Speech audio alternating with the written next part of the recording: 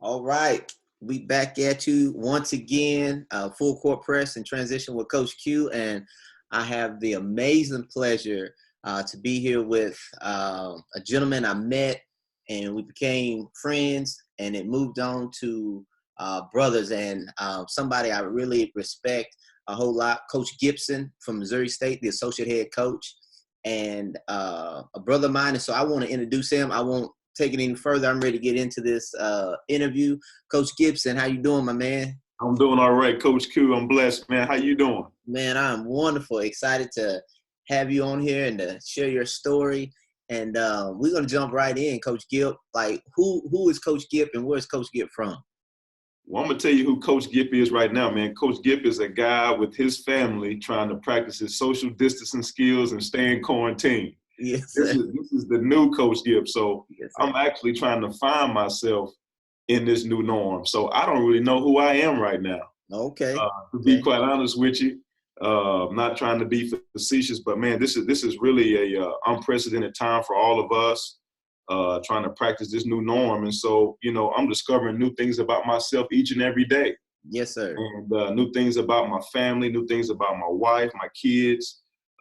We have a new baby girl that's due in June. So, man, it's trial and error for me this day and time. Everything I knew and come from in the past, some of those values got to stay intact, but our priorities are changing here real soon. Yes, sir. Yes, sir. You're exactly right. And this pandemic is set a lot of people down unexpectedly. And, I think if you're a believer, I think that higher power has a way of doing things to make us, sit down and relax and understand who he is. And Absolutely. he set the whole world down. He wasn't playing. And it's funny because I hear some things about our pollution and how cities have cleared up due to this. California and India and all these places that were pollution, like you can see across these cities now where, just months ago you couldn't. And so Yes. This pandemic is it's going to be a blessing and for some people it's going to be a curse. But, so with that, Coach Gibb, where is Coach Gibb from? Where did Coach Gibb grow up, and where did Coach Gibb, get the love of the game? When did the love of the game, and where did you learn that love of the game from? I'm a country boy from the Boot Hill of Missouri. I was born in Cape Girardeau, and then I made the transition down to Sikeston, Missouri, after my mother passed away at the age of 9. Oh, man. So I was born and raised in the Boot, as we call it. Very, very proud to be from the Boot. Some good people from down in that area, man. Very, very genuine, and very, very proud to be from there. That's where I was born and raised, down in the Boot Hill. Okay, where did basketball come in? Who taught you the game of basketball? Well, for the game. Well, I come from a basketball family per se. My father introduced the game to me, but my uncles and I have relatives that were obviously around the game also. Now my father played for my high school coach by the name of Gene Bess, who is the head basketball coach at Three Rivers Community College to date still. And if I'm not mistaken, Coach Gene right now I think is 85 years of age, and he is the all-time winningest coach in the game of basketball. At every level, he is the all-time winningest coach in the game of basketball, and to be able to do that is remarkable because he's probably one of the most humble human beings I've ever met. Mm-hmm.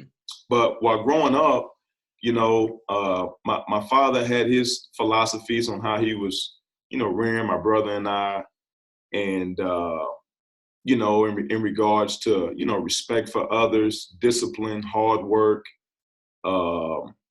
giving to others without expecting anything in return. Those are just some examples, some things that my brother and I were experiencing growing up. Mm-hmm.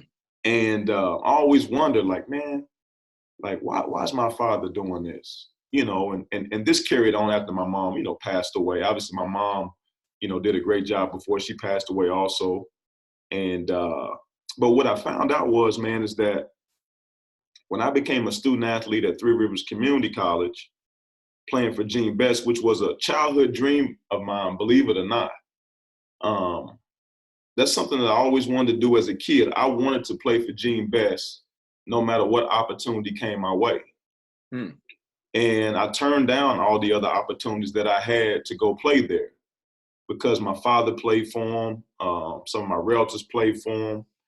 And I have an uncle that's a basketball coach now, played for him. And so I was always around that, and I always heard Gene Bess stories. I always heard about Three Rivers Community College. I heard about how hard it was, how he coached them in high school, et cetera.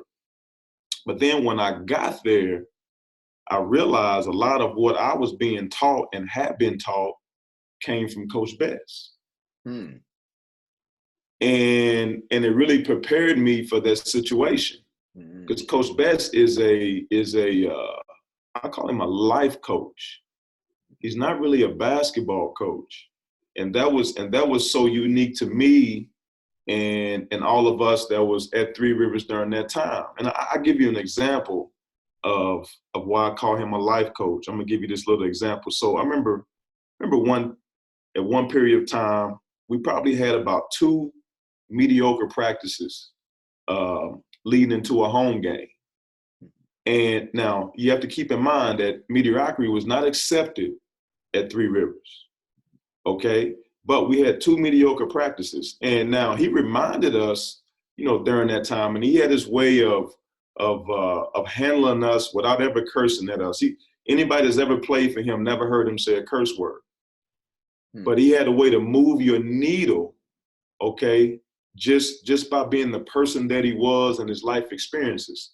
So the day of the game, we would always say the Lord's Prayer. And we were in the locker room, and we would get the Lord's Prayer started right before we were about to approach the floor. And he came in halfway through the Lord's Prayer, and he stopped it. And he said, "Hey, what are you guys praying for?" And we all stopped and we looked at him, and he said, the other team in the guest locker room is praying also. He said, "I would imagine they're saying the Lord's Prayer also." He said, "But, the way I look at it over the years, God is going to bless the team that worked the hardest." He said, "I would imagine their 2 days leading up to this practices, they probably worked harder than us. And if you guys want to start having your prayers answered, I would advise you guys to start working harder before the game." And I look back at how my father was raising us, those type of teachings he was giving us when we were babies. And see, and that was an example of him, like, Coach Gene knew all the NJCAA rules, NCAA rules, and how you really can't, put, God into, you have to be careful how you interject all of that so you don't go out of bounds. But that was his way then of teaching us faith is not good without works. Right. And that's in me to this day. Now, my father had instilled that in us when we were younger, but the blessing of it is that I went to a place that continued to build on the values that my parents had put in me. And I think that's so important that when we pass, our kids on to somebody from a coaching standpoint, to pursue that education and continue to be a student athlete, we have to make sure we put them in the right hands. And I think my parents knew that I was going to be in great hands when they passed me on to Coach Bess. And to this day, this is one of the best decisions I ever made in my life, having the opportunity to be under his tutelage as a student athlete. Man, that's an amazing story. So, I heard of Gene Bess. So in 1992, I was a student at Southside High School. Okay. And Three Rivers Community College walks into our gym because they couldn't practice what was then called West Stark. Okay. In Fort Smith, Arkansas. So I come in and we kept hearing about this Sunday out of bio. Yeah. Sunday out of bio. I got to see this Sunday out of bio. And so I'm sitting at the door. We get done with practice. I'm sitting at the door. Coach said Three Rivers is going to be in. So I sat there at the stairs. And as Coach Bess was coming, I never met Coach Bess. I'm sitting there and I go, "Sir, can I watch the practice?" And he looks at me and he goes, Okay, you can. He said, "Are you a pretty good player?" I go, "Yes, sir. I am. I'm just a 10th grader though." And he goes, "Come on in. You might play Uh-huh. for me one day." And Uh-huh. like that made my night. And so I sat there and I watched this guy coach. And what you're saying is exactly so true. Like I didn't hear him like yeah, it was a yell, but it wasn't a yell, if that makes sense. But he commanded the floor, he commanded attention, and when he spoke, like your eyes, your head, everybody was like on him. And so I don't even know if he ever would ever remember that, but that was my little touch of Gene Bess, touching me as a youngster.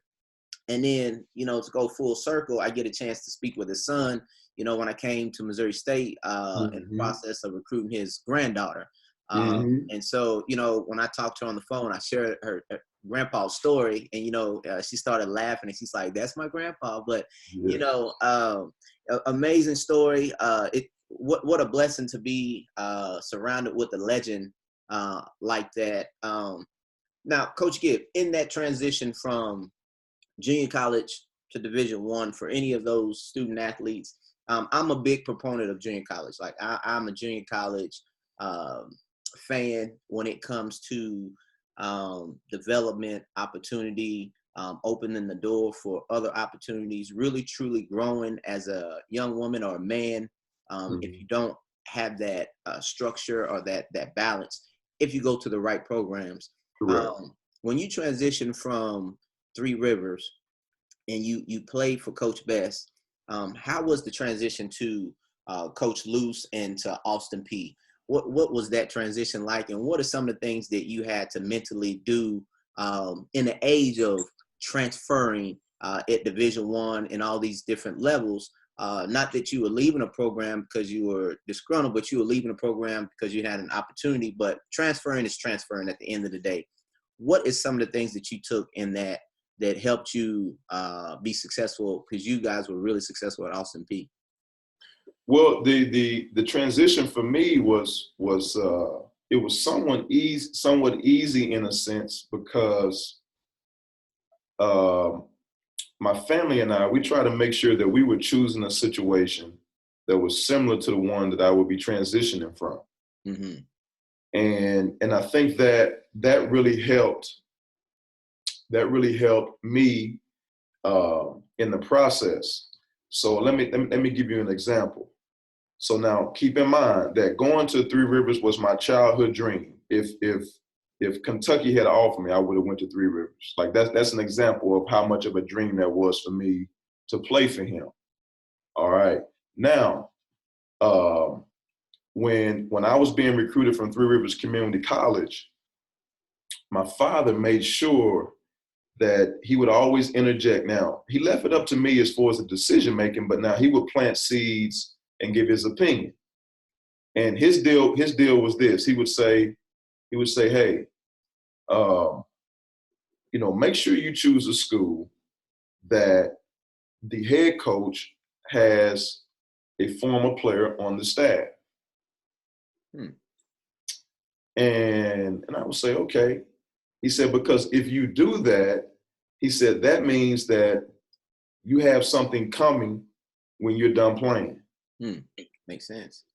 He said, "I don't know what your future will be. I don't know what your future holds as far as what you do when you're done playing collegiate basketball." He said, "But Coach Loos has former players on his staff." Mm-hmm. And so that means that he really values the people that have skin in the game with him. And he said, "And I believe that he's a person that's going to be around a long time. He's not a guy that's looking to make a move. He has longevity there, and he's not a job hopper." Mm-hmm. And he said, "Some of these other institutions that are recruiting you," he said, "those coaches are probably not going to be there very long." And he said, "Most of them do not have a former player on their staff, not even in a support staff position." Now, he was giving me knowledge like that back then. Mm-hmm. And he said, "Here's the other thing, son." He said, that grad assistant Coach Loos has is a former player. He said, so that means that when you graduate, if you don't play professionally or choose another career, or if you want to get your master's degree, he said, he's the type of guy that'll pay for your master's degree. Mm-hmm. He said, these other institutions that are recruiting you, he said, they don't even have a former player in a GA spot. Mm. He said, something I want you to learn throughout your life is that in this recruitment process, he said, this is a great lesson for you. He said, it's not always about what a person tells you. He said, it's about what they don't tell you. Mm-hmm. And he said, you pay attention to what they don't tell you. He said, that'll pretty much be your GPS. And he said, Coach Loos never told you that up until this point that his GA is one of his former players. He said he didn't have to. He said we can see it with our own eyes. Mm-hmm. He said he hasn't mentioned that it was a particular guy on the staff at that time. He said he has not mentioned that he's a former player. He said, but it speaks loud and clear that he's on the staff. Mm-hmm. And he said he may get around to doing that eventually. He said, but he's not even trying to use that as a trump card. He said, so that even speaks more volumes that he has former players on his staff and he has not even mentioned it yet.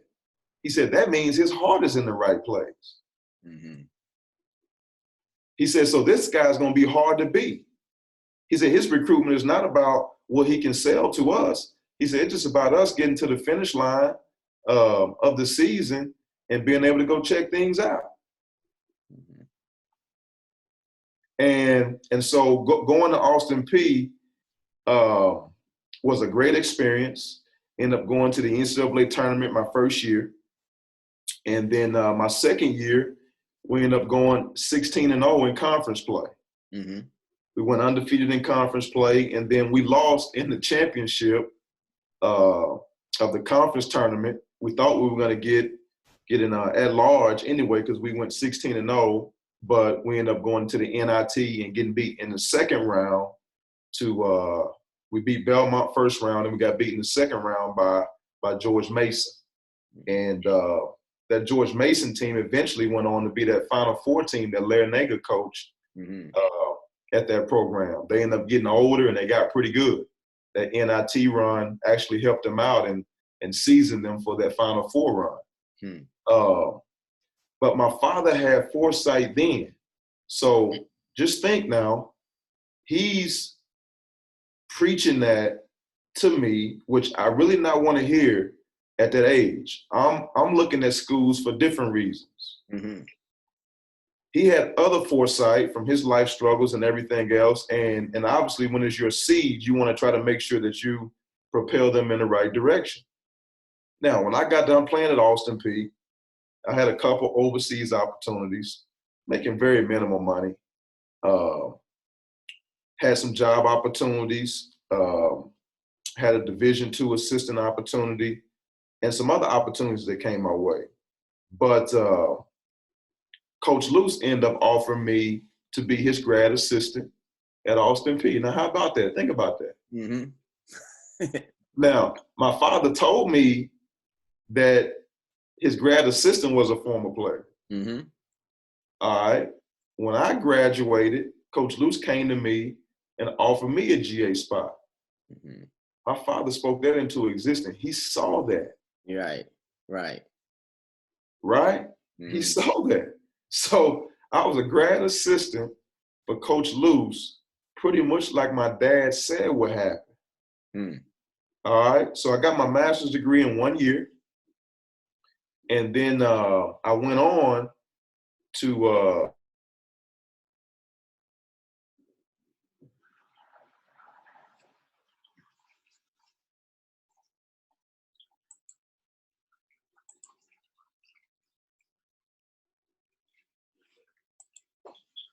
was that you had to be a college professor. Uh-huh. So I was an adjunct professor at Virginia State for 4 years, right out of grad school. Okay. And then I went on to some other places. But to fast forward, because I don't want to drag this out, to fast forward and come back around, Coach Loos ended up calling me when I was at another institution and said, hey, I want you to come back and work for me. That's another example of my father having foresight, of him having a former player in a staff position. So he called me back to work for him at Austin Peay. And that's just an example of how, man, it's very important when it comes to, making choices in life. And we have to pay particular attention not to what people say, but what they don't say.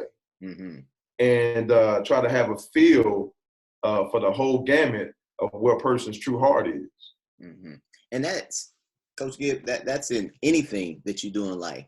So if you become an entrepreneur, if you become a CEO, if you become, a pastor, just whatever it is, a mother, a father, like whatever it is in life, what your father was instilling you and what Coach Bess was instilling you, and Coach Loos was instilling you, are all the things that it takes to become, a good father, mother, brother, sister, entrepreneur, boss. I mean, whatever it is, those are all the, characteristics you have to have in that. But it's an amazing how your father had the foresight to speak, those positive things in your life, but be honest with you enough to give it to you. But it says a lot about you at that time as a young man, to say, okay, maybe he's right, and move in that direction.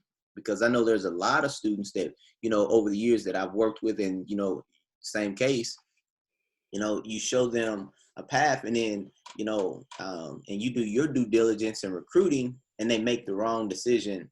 And I say they make the wrong decision because now hindsight, you see what they're going through now, compared to what they would have probably gone through if they would have went with you, because that spiel that you gave is not the glamorous spiel. It's just the real spiel. It's not the glitz, and it's not this, and that's what a lot of kids want. They want that glitz and glamour, but most of the time, the success lies in just the bare bones, straight up truth of what I'm going to take you when life after basketball is over with. Absolutely. And so with that, I know your son is a basketball player and is growing.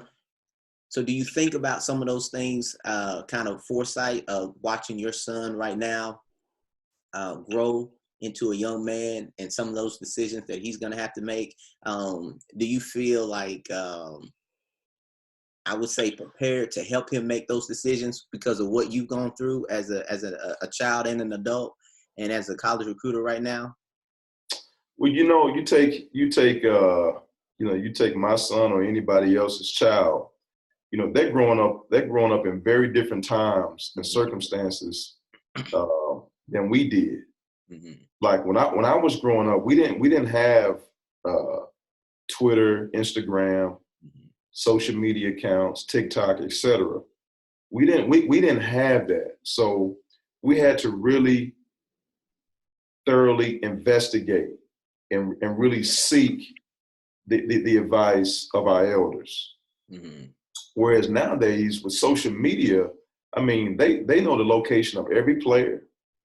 They know what every coach is doing. They know coaches' systems. They know who's transferring in, who's transferring out, who's being recruited. So there's so much information that young men and young women already know this day and time that we did not know.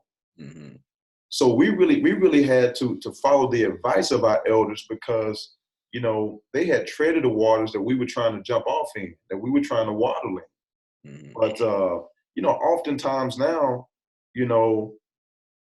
I ask youngsters, their opinion about things, because they may know more about the situation than we do. And we often have to keep that in mind. I think it was Einstein, if I'm not mistaken. He was tutoring a young lady, and she was slipping away from home after school and going to Einstein's house, getting tutored by him because she was struggling in some work. Mm-hmm. And her parents found out that she was slipping away studying with him. And they went to his house and apologized. And they said, Dr. Einstein, we're so sorry that our daughter has been bothering you. You have worldly issues that you're dealing with. And the last thing you need to be doing is tutoring her on a subject in school. And he made a pause. He said, ho. He said, please stop. He said, I've learned far more from your daughter than she could ever learn from me. Mm. And so I try to keep that in perspective. You know, there's so much that I can learn from mine and he can learn from me, and that I can learn from other people's kids, because this social media thing is something serious now. I mean, at the click of a finger, you can find out anything you want to. And I like to think I'm decent with technology, but I'm not as smart as technology with these kids that's coming up. I mean, when they're born now, they got an iPad in their hand, and they're way more advanced than what we are. But at the same time, one of the saddest things I ever seen, I got a buddy with a 2-year-old daughter, and she had a book in her hand, a paperback book, and she started swiping it because she thought it was an iPad. That's when I knew we're in a different day and time, bro. Yeah. It's like you got to flip the page and not swipe the page. So with that, Coach Gibb, as a college coach, and me being one, but I want to just kind of ask you, how do you balance life, coaching, your job, family, because it's so demanding? How do you balance, and how can you help share some tips that you use to balance, to kind of make all those entities happy, and which is a hard thing to do when you're a really driven, whether it's an entrepreneur, college coach, those areas ask a lot of you, but how do you balance that to make sure that you're doing what you need to do in your profession and at home as well? Yeah, you know, it's really hard to find that balance, but we all have to stay prayed up. And you know, my family and I, you know, we're very strong in our faith. And you know, my wife and I, we have a strong foundation. And what we try to do is that one thing that helps keeps us balanced is that we have a little bit of a routine. An example would be is that, you know, we always take walks together. We take walks together, and during those walks, we call it moment of truth. And we have some of the most intellectual and heartfelt conversations while we're on that journey. And we even did that before the COVID started. And that's just something that we've made a pact with ourselves. Whether I'm on the road recruiting and get back late and we have to do it early the next morning, or if I get back late off the road and we do it late that evening or that night, we found a way to get our walk in. And what you will find out is that, you know, as you grow together, you know, you stay together, but it has really helped us develop a very strong, unbreakable bond. And we find ourselves, you know, talking about things that if we were inside the house or if we were traveling together or what have you, we probably wouldn't even brought up the subject or the conversations. And my wife has mentioned many a times, man, I had a great day, because, you know, she got something off her chest early that morning during the walk, and she was able to express herself. I was able to express myself, and we had some smooth days. And there's been times maybe we could have been in a confrontational situation with someone, but because we got it off during that journey, during that walk, and had that moment of truth, that we were able to combat a confrontational situation. That's awesome. That's awesome. And thank you for sharing that. And hopefully, you know, we got some people listening that will take that. Moving on to what does 10 years look like for you, Coach Gibb? Where do you see yourself in 10 years? You know, do you have aspirations of being a head coach? You know, or, you know, I know there are people that are long time, they love being an assistant. They don't have an aspiration. What your 10-year, 5-year, 10-year goal? What do you see yourself in this business and are even out of the business? What do you see yourself? Honestly and truthfully, I don't look that far ahead. I got you. I really focus on the present moment, and I try not to extend myself too much and stretch myself out. I try to stay compact and be the best version of myself. That way, mentally, I stay tuned in, to my family, to my occupation, to my faith, and keep my trust in God, knowing that He's going to continue to lead, guide, and direct. Oh, okay, good. Well, I have a question for you. Okay. So we're at the and I know you're busy. So if someone were to, it's two questions. If someone were to write a book about your life, what would that title be? If someone were to write a book about my life, the title would be Ask My Wife. Ask My Wife. Okay. You want to elaborate a little bit on that? Well, I think the people that you're around the most know you the best. Okay. And sometimes we can have a false sense of who we think we are. But the person that you sleep next to at night, the person that sees you when you have your highs and your lows, the person that encourages you, the person that raises your children, who's better to answer that question than them? They can answer that question better than your parents. Probably so. You're right.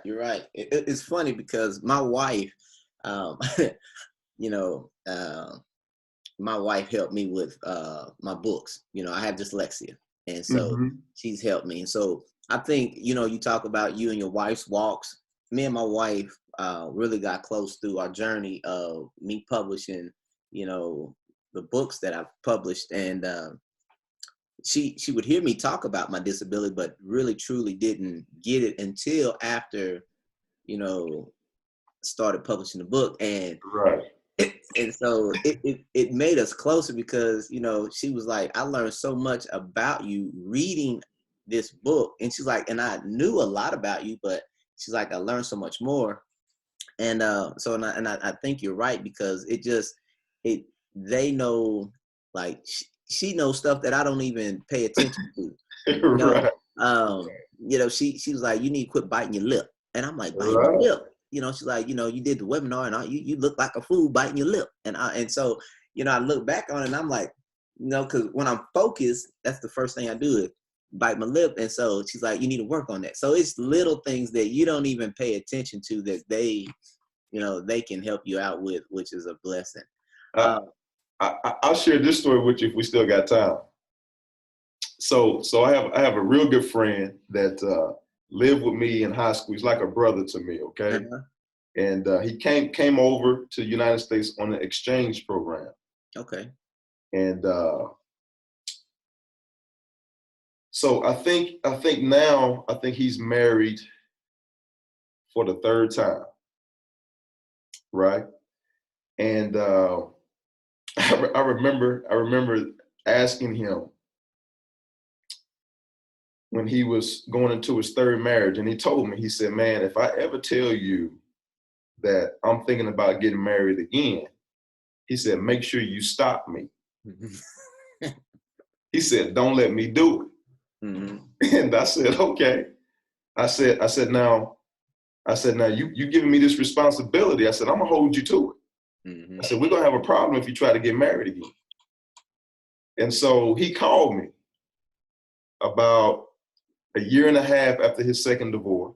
And he said, hey, Gip, he said, I found the one. And I said, really? He said, yes, sir. He said, I found the one, Chief. I said, well, I can't let you do it. He said, that's why I called you. He said, I gotta do it. He said, I know it's gonna work. And I said, hold on. I said, now we gotta find a way to meet up. I said, I wanna make sure that we get together. I need to look you in the eye. He said, no need to do that. I said, why? I said, why shouldn't we meet up in person? I said, now you gave me this responsibility. I said, so I felt like I at least need to meet with you in person and make sure that everything is good. Make sure you're not rushing into this thing. Mm-hmm. He said, let me tell you something. I said, okay. He said, look, he said, when I married my first wife, and he said, and that didn't work. He said, and we got ready to go through the divorce. He said, I just knew that she was going to want everything. He said, we didn't have much. He said, but I knew that she was going to want everything that we had, that we had worked for and scraped for. And he said, man, what got me is that she told me she didn't want anything. Mm. She didn't even want a piece of lint from the house. Mm. I said, really? He said, you know, he said, I thought that she would really try to take the cars, the furniture, the everything, the house. He said, man, and he said she didn't take one thing. She wanted to start from scratch. And he said, my second marriage, he said, man, I really felt like that was the love of my life. He says, my second go round. And he said, I was so super excited to get into it.